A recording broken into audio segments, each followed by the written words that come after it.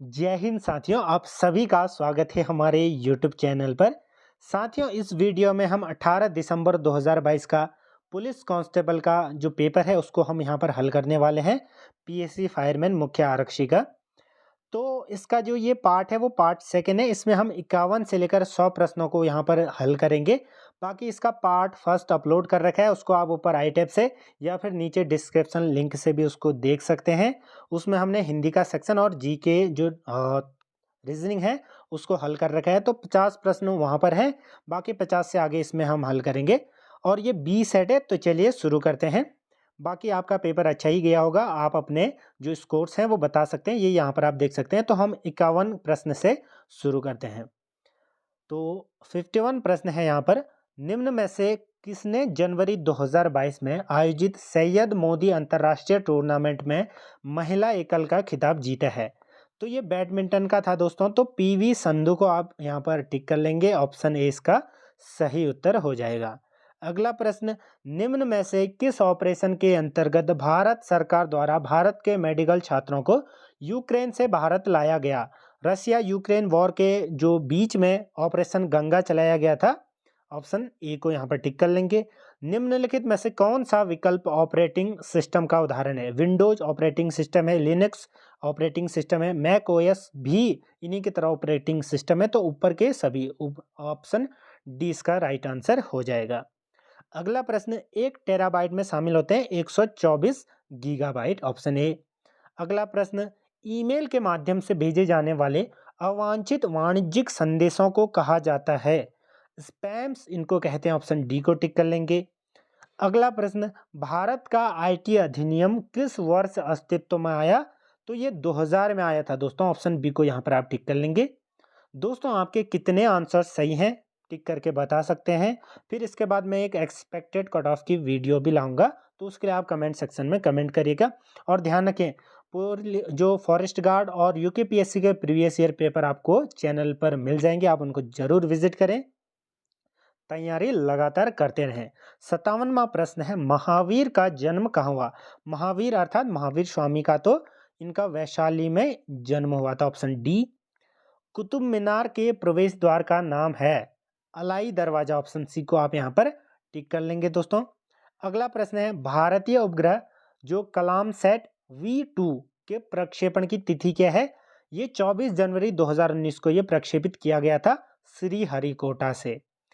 अगला प्रश्न है, राज्य से संबंधित विविध ज्ञान। तो राज्य से संबंधित यहाँ पर प्रश्न स्टार्ट हो गए हैं दोस्तों। उत्तराखंड का निर्माण भारतीय राज्यों के किस क्रम में हुआ था? तो 27वां राज्य था दोस्तों। 9 नवंबर 2000 को 27वें राज्य के रूप में ये बना था।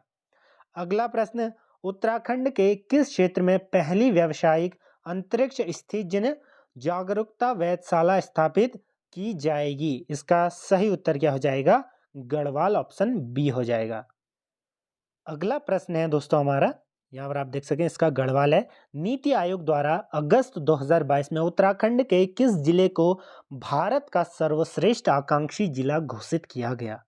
हरिद्वार, देहरादून, नैनीताल या उत्तरकाशी? इसका जो सही उत्तर हो जाएगा हरिद्वार। बढ़ते हैं अगले प्रश्न की तरफ। भारत के प्रथम रक्षा सेवा जो सीडीएस थे, जनरल विपिन रावत, किस जिले के थे? तो ये पौड़ी गढ़वाल उत्तराखंड के थे दोस्तों।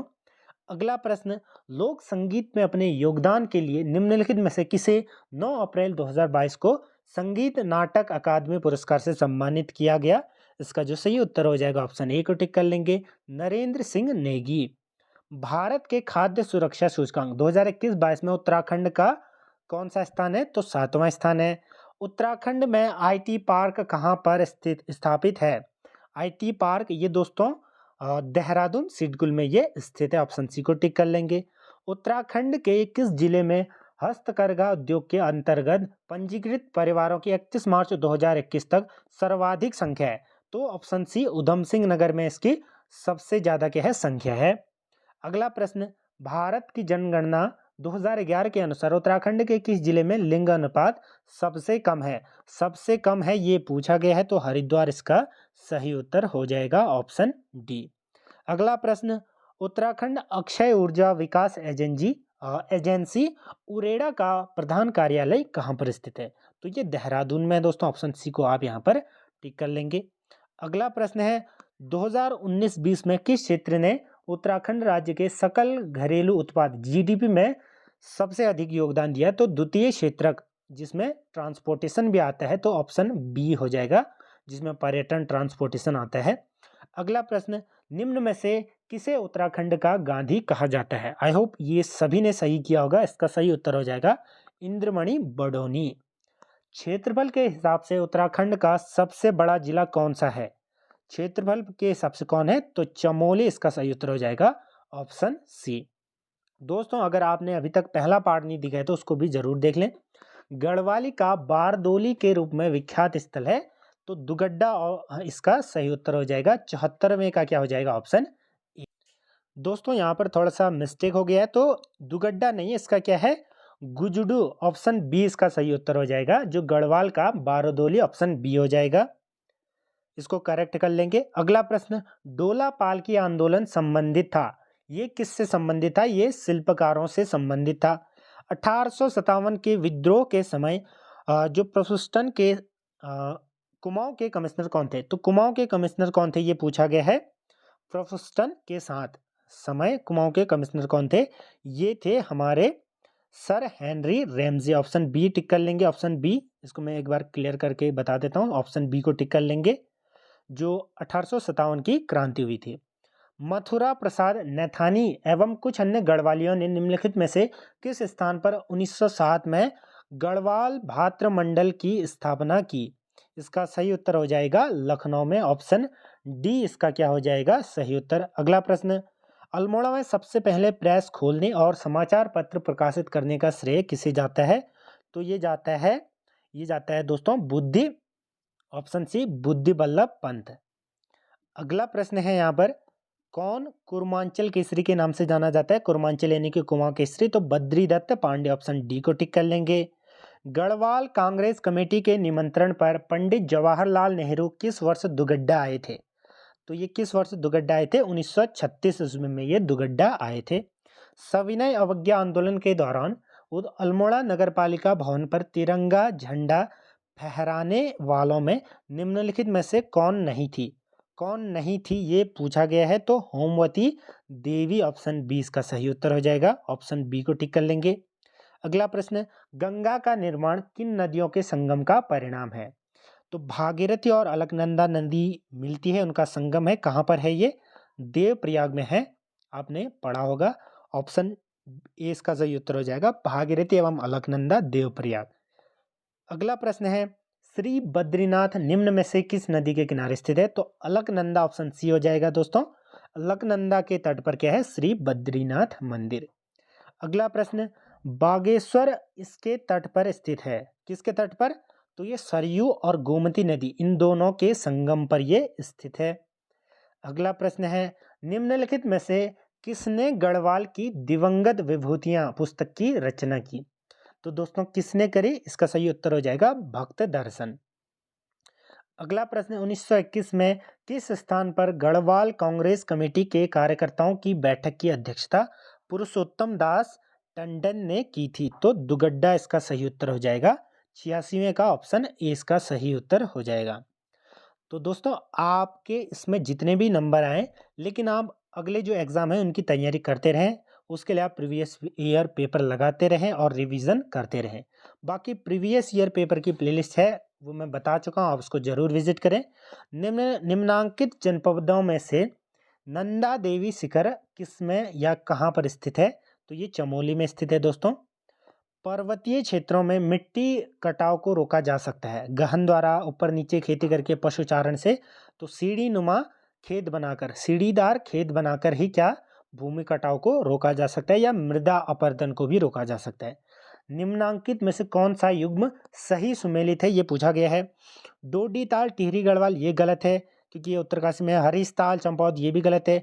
बैनीताल पौड़ी गढ़वाल ये भी गलत है, तो ऑप्शन बी सही उत्तर हो जाएगा। देवरिया ताल रुद्रप्रयाग या देवप्रयाग में स्थित है, ऑप्शन बी सही उत्तर है। निम्नांकित में से कौन सा दर्रा जो गौरी जलागम से संबंधित नहीं है, ये पूछा गया है इसमें। तो दोस्तों 90 वाले प्रश्न में भी थोड़ा-सा यहाँ पर संशय बना हुआ है। बाकी आपको अगर करेक्ट आंसर पता है तो कमेंट करें, बाकी मैं इसको पिन करके आपको बता दूँगा इसको रिसर्च करके। अगला प्रश्न है, निम्नांकित हिमनद एवं जनपद में से कौन-सा युग्म सही सुमेलित नहीं है? कफनी, बागेश्वर, रालम, पिथौरागढ़, खतलिंग, उत्तरकाशी। तो इसका सही उत्तर क्या हो जाएगा 91 का? ऑप्शन सी हो जाएगा, खतलिंग, उत्तरकाशी। क्योंकि खतलिंग जो है वो कहाँ पर है? टिहरी गढ़वाल में ये स्थित है। तो ऑप्शन सी को यहाँ पर आप टिक कर लेंगे।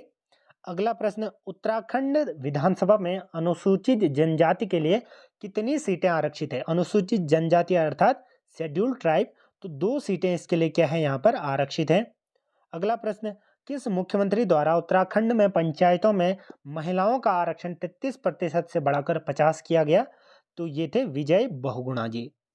अगला प्रश्न, उत्तराखंड विधानसभा के प्रथम मनोनीत सदस्य कौन थे? तो 94 का सही उत्तर हो जाएगा option A, Shri Russell Valentine Gardner. अगला प्रश्न, अगर कुमाऊं का पहला कमिश्नर पूछे तो ई गार्डनर है और इसका यहाँ पर ए हो जाएगा। निम्न में से कौन उत्तराखंड के पहले मुख्यमंत्री थे? तो नित्यानंद स्वामी, इसको आप टिक कर लेंगे। पहले राज्यपाल पूछता तो सुरजीत सिंह बरनाला। तो इसका क्या है? ऑप्शन बी है, मुख्यमंत्री पूछा गया है इसलिए। अगला प्रश्न, उत्तराखंड विधानसभा के प्रथम अध्यक्ष कौन थे? इसका सही उत्तर हो जाएगा प्रकाश पंत, ऑप्शन सी हो जाएगा 96वें का। अगला प्रश्न है हमारा, उत्तराखंड के राज्यसभा में सदस्यों की संख्या कितनी है? तो ऑप्शन बी हो जाएगा 3। अगला प्रश्न, जमींदार उन्मूलन और भूमि सुधार अधिनियम उत्तराखंड में निम्न में से किस वर्ष लागू किया गया? तो ये लागू किया गया था दोस्तों 2021, वर्ष 2021 को आप यहाँ पर टिक कर लेंगे। अगला प्रश्न, उत्तराखंड में नंदा देवी शिखर की ऊंचाई क्या है? 7,816 मीटर। ऑप्शन 20 का सही उत्तर हो जाएगा। अगला प्रश्न है, भारतीय हिमालय की पूर्व व पश्चिमी सीमाएं क्या है? तो पूर्व में क्या है? नंगा पर्वत और पश्चिमी नामचा बारहवा। ऑप्शन 20 का सही उत्तर हो जाएगा नंगा पर्वत व नामचा बारहवा, ऑप्शन बी। तो दोस्तों आप कमेंट करके बता सकते हैं कि आपका एक्सपेक्टेड कितने आपके नंबर आ रखे हैं। बाकी जो इसकी फाइनल आंसर की आएगी उस पर भी वीडियो मैं बना दूंगा। जुड़े रहें जीके वीडियो, जॉब अपडेट और उत्तराखंड सामान्य हिंदी सभी जानकारी के लिए। धन्यवाद, जुड़े रहें।